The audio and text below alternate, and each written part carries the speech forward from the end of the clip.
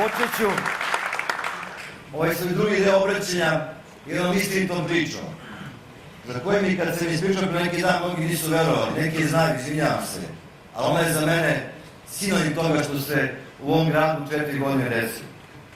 Mi smo pre 6-7 godina uspeli svi, zamislite, sve političke stranke u Beogradu, tako neverovatno, da se dogovorimo kako ćemo metro da pravimo, da će ide od zemlje Novog Beograda do vrha Ustaničke. Sve smo se dogovorili, političari, neverovatno. A onda se napravi, radikali se napravi se SNS i ti neki dogovori nestane. I mi imamo komisiju u gradu stručnu vodio je Vukan Vučić. Nema veze s ovim Vučićem, nemojte ništa da brinete.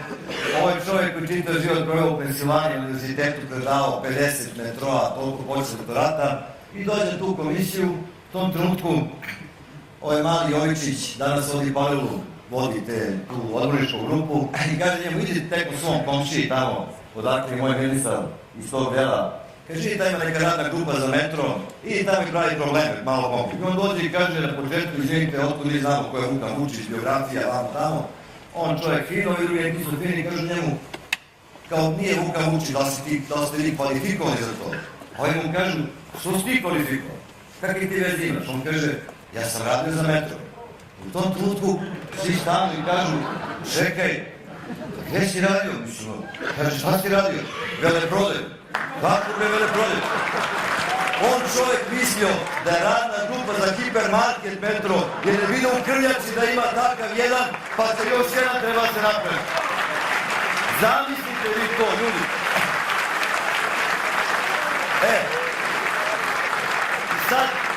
Sad ste se vi svi nasmijali, kao što sam se ja prvi nasmijao, kad sam tu priču čuo, vidio. Ali taj čovjek, nije mu bitno ime, on je ove 4 godine postao neka vlast u Beogradu.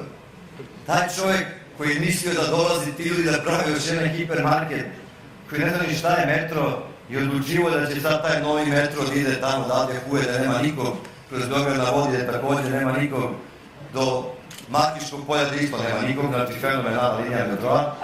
To će jedan sabla sa metrom kao onim američkim filmama što gledamo da više nema nikoga, postoje na tišini. Pa to mi moramo da sprečimo. Jer to je jedna stvar koja ako se napravi, odnoše neke milijarde, niko više ne vrati Beograd na pravi kolosek i na pravi put.